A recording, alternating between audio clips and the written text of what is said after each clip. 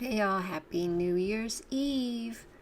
Did you know that the Orthodox Church was growing during the pandemic? Yeah. Well, let's see. Orthodox churches boomed during pandemic, study finds, but calls growth mixed bag. Most American churches navigated the patchwork of COVID-19 restrictions on public gatherings by periodically closing their doors and broadcasting service online instead. But for almost half of U.S. Orthodox Christians whose liturgy involves processions, incense, kissing icons and crosses, and receiving communion from a shared spoon and chalice, liturgical services continued for anyone wanting to attend in person, according to a new study of how the denomination weathered the pandemic. The new study finds that Orthodox churches overall were reluctant to embrace virtual worship compared to all religious congregations. By spring 2023, 75% of all U.S. congregations provided remote options compared to only 53% of Orthodox churches. Fewer online options likely contributed to the significant drop in Orthodox Church participation in the middle of the pandemic in 2021, but compared to other U.S. congregations that are on average 8% below pre-C19 attendance, Orthodox churches had recovered in-person attendance on average by spring 2023. At the same time, Orthodox churches overall have seen a drop in volunteer participation from 40% in 2020 to 25% in 2023, compared to 40% and 35% in all U.S. congregations. The Orthodox tendency to, quote-unquote, ignore the pandemic has produced a mixed bag, said the research. This is back in August, by the way, of 2024, by the Hartford Institute for Religion Research and Alexei Krindach, National Coordinator of the U.S. Census of Orthodox Christian Churches. Orthodox churches in the U.S. are more likely than other religious congregations to have gained members during the C19 pandemic, even while struggling with declines in participation and volunteering. So here you can see this chart. Percentage of congregations which did the following. So summer 2021 did not close and continued in-person services. The blue is all religious congregations, and the green is the Orthodox Christian parishes. So 44% of the Orthodox did not close, which I think is a great thing. Clergy publicly encouraged members to get V's. You know what I'm talking about. When I say V, it's VACCINATED or VACCINATE. Okay, so in this one, clergy publicly encouraging this for their members. You can see all U.S. congregations, 62%, but Orthodox Christian parishes, why do I keep saying parishes? Parishes, 31%. Invited medical professionals to address congregation about the illness. All U.S. religions, 28%. All U.S. religious congregations, 28%, 16% for Orthodox Christian parishes. Compared to other U.S. religious congregations, Orthodox Christian parishes were more likely to, quote-unquote, ignore the P. That's the pandy, as I call it, the PANDEMIC. Using survey data from 2020 through 2023, the study found 44% of Orthodox churches remained open during the pandemic, compared to just 12% of all U.S. congregations. Only 31% of Orthodox priests publicly encouraged parishioners, as we said, to get the V, compared to 62% of all clergy. So this is what this person, Alexei Krindach, says. They were trying to avoid conflicts. Okay. There is no single Orthodox church in the U.S., instead several jurisdictions. The largest are the Greek Orthodox Archdiocese, the Orthodox Church in America, and the Antiochian Orthodox Archdiocese. are administered independently of one another and exist side by side, sharing the same teachings and in full communion with one another. Many Orthodox parishes combine several immigrant groups and their descendants, from Russians and Ukrainians to Arabs and Greeks, as well as converts from other faiths and denominations. Bishops provided pandy guidance to the priests serving them, such as whether to require masking or not, often across a swath of states that clashed on masking and lockdown mandates. Priests then chose whether and how to follow or adapt that guidance to their specific circumstances, sometimes casting doubt on the bishop's authority. I figured people are going to make their own medical decisions about the V, said one Orthodox priest who participated in the survey. The Reverend Lawrence Margetich of St. Seraphim of Seraph Cathedral in Santa Rosa, California, parish of the Orthodox Church of America. I'm the priest. What do I know about that stuff? He said his church has grown from about 80 people on a Sunday morning in the pre-pandy months of 2020 to about 180 people today. To reduce the spread of the illness, in 2020, the church moved services to its outdoor courtyard with an amplified sound system. Then in August 2020, smoke from a major wildfire pushed them back inside. During that double crisis, in which hundreds of local homes burned to the ground, people began showing up to St. Seraphim. They started thinking more about eternal realities, I guess, and their life in this world. Yes, that's an important thing that happened during the pandy. That really made people think on that. According to several Orthodox clergy who have spoken to this news agency, the pandy lockdowns provided more time at home to browse the internet and self-reflect, leading many spiritual seekers to come across Orthodoxy for the first time across a proliferation of English language resources online and then visit a local church.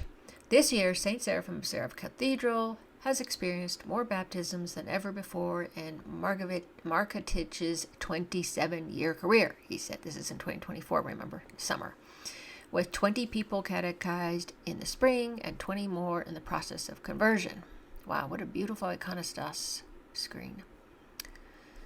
That's the Cathedral of St. John the Baptist in Washington, D.C.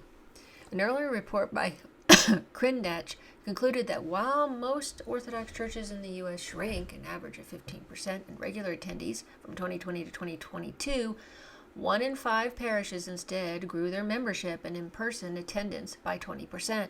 The growing parishes tend to be those that not only remained open for in-person worship during the pandy, but also didn't offer online worship, have a higher percentage of converts, and have greater unity of opinions, among other factors.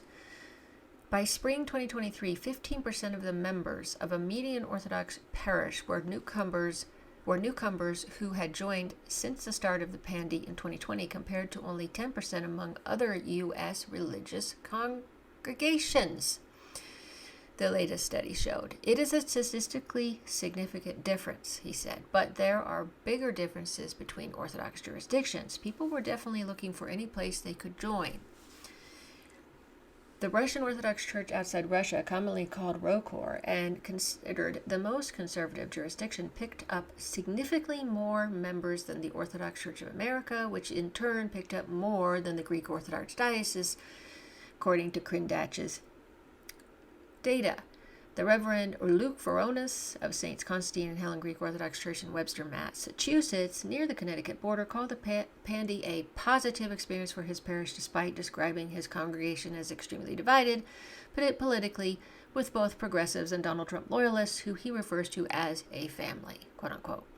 The C-19 restrictions pushed the church to live stream services and meet on Zoom, alternatives they have continued to offer for liturgies and Bible studies alongside the in-person gatherings. Veronis' church also experienced atypical growth from 150 regular monthly attendees in 2019 to about 220 today. Most joined during the pandy and are young adults under the age of 35. Many of the Greek Orthodox churches in New England are either declining or struggling to remain open, while only a handful are growing. Okay, so this is when the growth really started to come about. So you see, it started in 2021,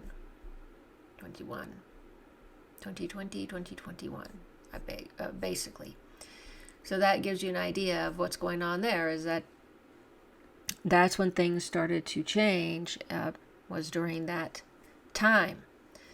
Now, obviously, since then, we have seen even more growth. I think that's when the people doing these surveys and these looking into this data, they were saying we're not really sure how much growth was going on. You know, we keep hearing this growth, but we don't really know how substantial it really is or how valid it really was. And then in this past year, they as I've shown on my channel, they definitely are saying, yeah, there's been a huge uptick of that. I have one other story to show you. Let's see if I can find it. Okay, number of Orthodox churches grows by third over 15 years in France, of all places. So the report records an increase in the number of clergy by almost 40%, a sharp contrast with declining religious practice among Catholics and Protestants in France. Let's see. The Assembly of Orthodox, this is December 23rd, 2025, the Assembly of Orthodox Bishops of France published a report documenting that the number of Orthodox churches in France grew by about 1/3 between 2010 and 2024. According to the yearbook's data, the number of Orthodox places of worship rose from 235 to 320 over that period, while the number of clergy increased by almost 40%. That is amazing. The number of clergy increase of 40% is unbelievable, because, you know, we're really hurting for clergy here, it seems, in the U.S. with the growth here, as I've done a report on, or I actually showed a video on that. This trend stands in stark contrast to the overall decline in religious practice in Catholic and Protestant communities.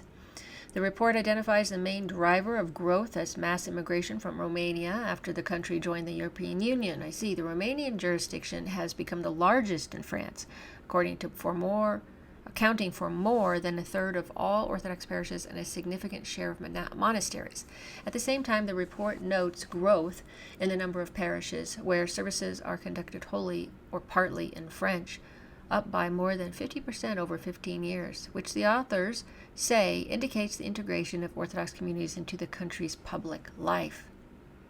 The authors also emphasize that growth has been accompanied by internal difficulties, ongoing jurisdictional fragmentation, and the impact of geopolitical conflicts, which continue to complicate the question of Orthodox canonical unity in France. Yeah, I can imagine all the things that have been going on. That's what makes it so hard with what's going on is, you know, there's so much of this going on in the jurisdictions and all that in our church. But, you know, churches are made up of a bunch of people. So we don't expect perfection, but we do the best we can. And we know that the Holy Spirit guides our church. And so gates of hell won't prevail against it. And we know that since it's guided by God, it always will be. You know, it's that ark. It's that ark on the boat, the ark on the sea. As long as you stay in there, you're okay. Especially with times that in difficult times, which I think are supposed to be showing up here. We see signs of it. I will be doing a video later on this issue of that. So, interesting to know how this stuff came about, of the growth during the pandemic and all that, and how it's even more so now grown. I'm keeping an eye on that. I always watch to see what happens with this growth into the church. So I'll keep you posted, of course. Thanks so much for watching. Happy New Year's Eve.